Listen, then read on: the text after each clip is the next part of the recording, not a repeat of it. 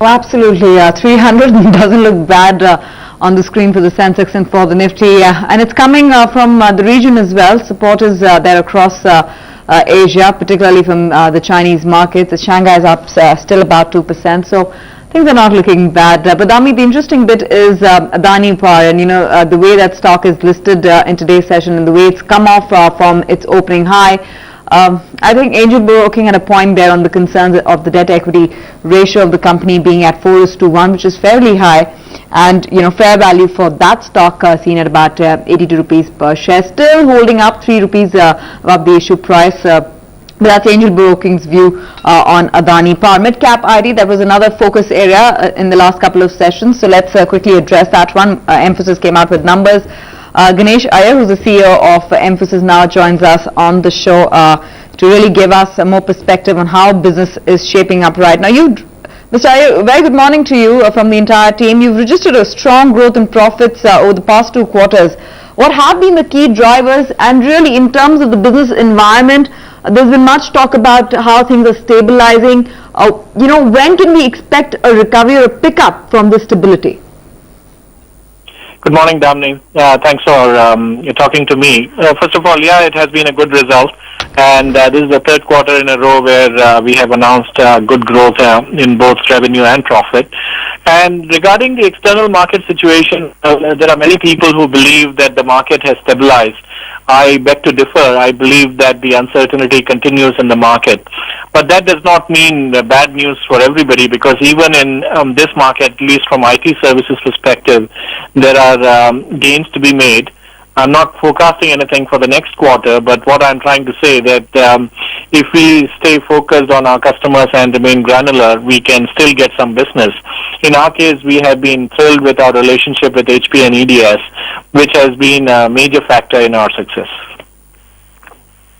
Right. A major draw for your revenues is still the financial sector. About 40% of your revenues coming from that pocket. What are you observing particularly there in terms of how open clients are to expanding their budgets, and perhaps be also open to revising or renegotiating pricing? So, all those things which you just spoke about, which includes vendor consolidation and things like negotiating the prices down, all those things are happening in financial sector, and they are fairly intense. The idea is to retain your customer and understand the challenge which they are facing, because we are in here for a long-term relationship. So far we have been lucky to retain our customers. We have faced the situation of rate reduction. We have faced the situation of vendor consolidation, so we have to deal with it. And it is a major sector for us. It is clearly our area of strength. The good news is we have managed to retain our customers, and the better news is we have also managed to retain the share of the pie which is coming from this sector. Mr. Iyer, close to 70% of your revenues really come from the parent, from HP, EDS, and the allied businesses therein. Would it be fair to say that really that's what has protected your top line and bottom line in this time of extreme weakness?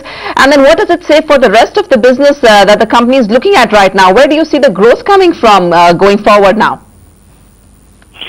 So instead of using the word that has protected, I would use the word that has been a clear factor in our success. So I clearly acknowledge that as a major factor. Talking about growth moving forward, the market is still very big for us to address.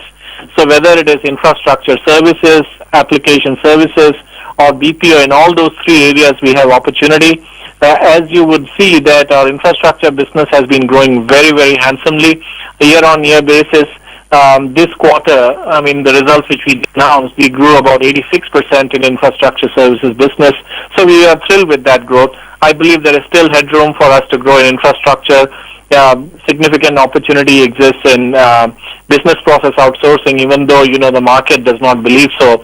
And application business is our largest business, which also grew at about 42.3% this quarter. So all in all, I believe there is opportunity. We have a lot of work to be done. It's not going to come easy.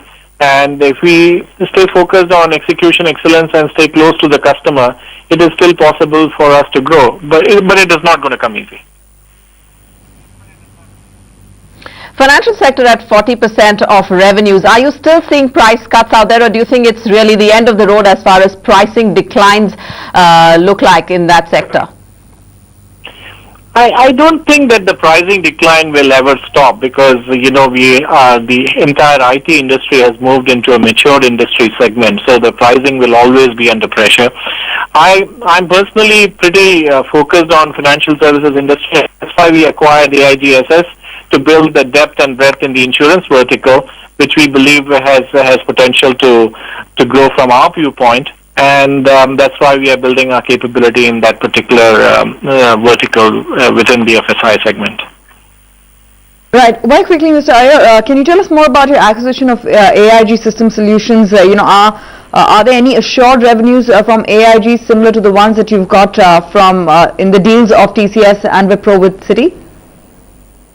Our fundamental belief is that the assurance comes from the type of service that you provide and the type of expertise that you have.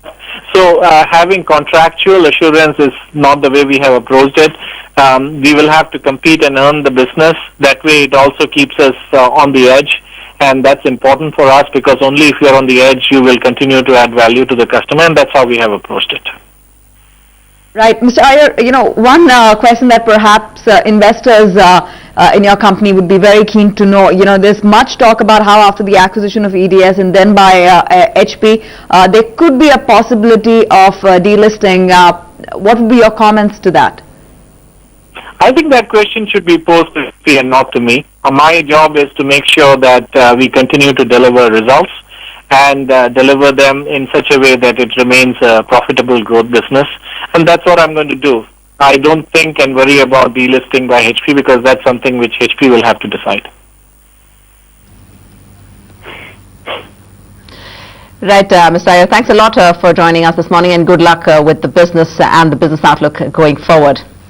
That's the view coming out of MphasiS. It's a stock that's done extremely well. It's hit a 52-week high, and all those mid-cap IT stocks look like they have some amount of momentum going for them.